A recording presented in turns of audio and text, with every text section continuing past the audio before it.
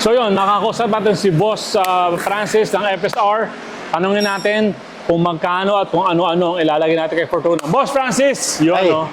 yun. Ninong ko, Boss Francis. Boss, ano po kakapit natin dito? First step natin is para mas ma-enjoy natin yung overlanding. Yeah. First step natin is suspension. Suspension, boss. Laging ina-advise namin yan kasi lalo na pag sa mga nag-overland or nagtitrail. First step talaga, suspension. Para makuha mo kung ano yung laki ng gulong na gusto mong ilagay. Kasi yung iba kasi ang nagiging common, inuuna yung gulong, mags, tapos saka maglalagay ng suspension, nagiging kulang, hindi proportion. Ngayon, ina-advise namin yan, suspension muna, at ang katayap natin is ERB Old Man Imo. ARB Old Man Imo. Siya yung Boss, magkano yan? Diretsahan lang. diretsahan lang. Ang para sa Fortuner is 65,000 originally. 65 ito.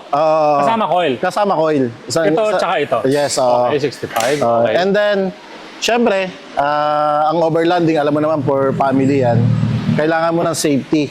Yan, boss. Sa totoo lang, sa atin, for safety, lagi yan sa mga puno-puno. Tama, boss, tama. Kaya nagkaroon ng yung may loop. Pero ang originally, protection yan para sa kangaroo. Sa Talaga? Australia. Australia. Oo. Kaya sa atin na wala namang kangaroo. Pero sa atin, nagagamit pa rin to. Kasi nga pag pumupunta kami ng mga bundok, bumabangga sa mga puno, Oo, boss, mas napapanood safe yung yun. sasakyan, hindi nasisira. Boss, magkano ang ARB steel bumper? ERB steel bumper natin, Ito pag mismo. Fortuner is 79,000. Aray ko. Aray ko. Ayan, yun yung mga ano natin. Tama na. Kaya, Tapos, sunod naman natin, kasama natin yung mga family natin, yes, boss. roof rack at saka awning. Owning. Ito, boss, nakita ko na to eh. Oo. Itatayo ko to. Kita nyo, ARB room. Di ba, boss, owning? Oo. Pwede mo siya lagyan ng kwarto. Ito yung room natin. Yan. Yung awning natin nasa taas pa eh. Boss, magkano ang ARB base rack? Boss, ito yung slim, di ba? Yung flat. Oo, yan yung flat. Ano yan, para sa Fortuner naman natin, 63,500. Magkano? 63,500. Yan yun. Aray ko.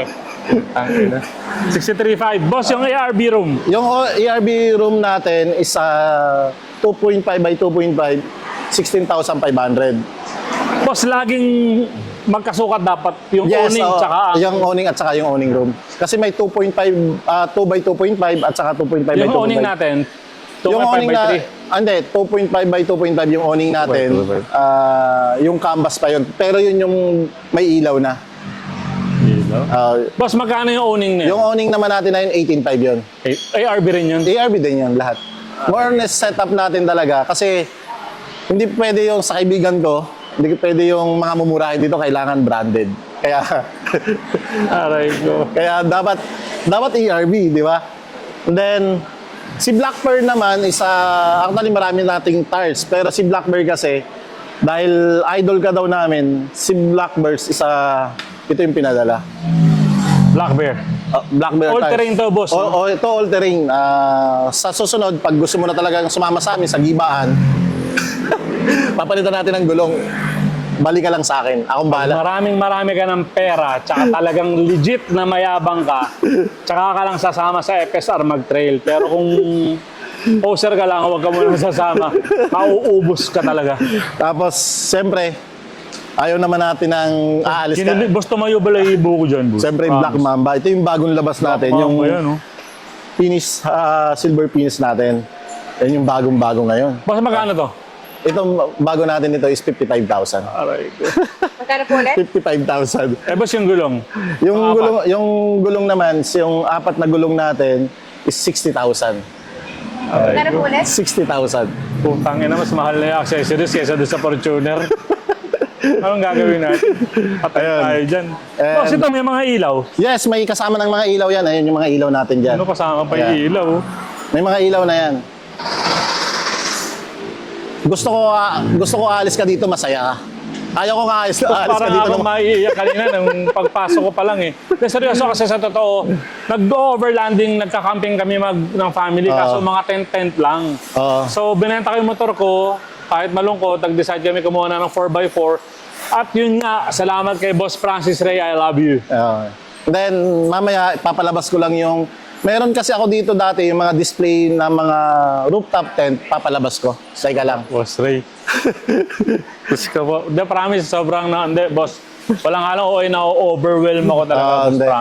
Promise. Hindi, gusto kasi namin, lahat ng mga Pilipino ma-enjoy yung... Ma-experience nila yung mga pag-overland. Yun na-experience mo. Na-experience namin. Tsaka, kalokohang hindi nyo kilala FSR. Yun lang naman masasabi ko. Kalokohang hindi nyo kilala kung mahilig kayo sa off-road, overlanding, camping, hardcore na trail na gamit ng mga 4x4. Kalokohang hindi nyo kilala si FSR, si Sir Ray.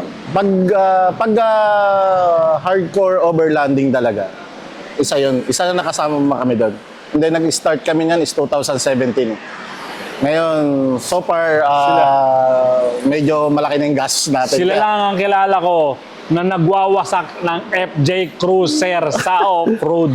Yung grupo namin, yung Totoo Pilipinas lang, sila lang. Pilipinas Off-Roader. Wala akong nakita. Yung Philips na yan, sila lang promise. Kaya yun nga sabi ko kanina, kung malalim ang bulsa mo, tsaka ka lang sumama. Pag hindi, manood ka na lang sa YouTube nila. Kaya ako, nanonood lang ako. Pero, boss, sa totoo lang, matagal ko nang gustong sumama. Pero sana pag may next trail kayo, kahit back ride, kahit sa likod lang ako, boss, sasama Hindi, ako. sa ano tayo, sa darating na November 21, 22, 23. Diyan lang naman yun sa Tanay yun, boss, diba? sa Tanay, no? Sa May camping. River Camp. Pwede, lahat doon, pag overlanding, welcome lahat doon yung gaganapin natin yung National 4x4 Overland. Boss, kayo Welcome. mismo or nag-organizer na? Kami yun, actually ako yung nag-organize. Kami yung grupo namin, tayo. yung National 4x4. Promote natin. Let's punta go. tayo. Let's go! Thank you, boss. Boss, seryoso, thank you. Ah. Thank you, boss. Thank you. Welcome lagi. Thank you. Basta sinabi ni Jet Lau sa akin, Paring tropa Jet. yan. Thank you, Jet, ah. Good yan.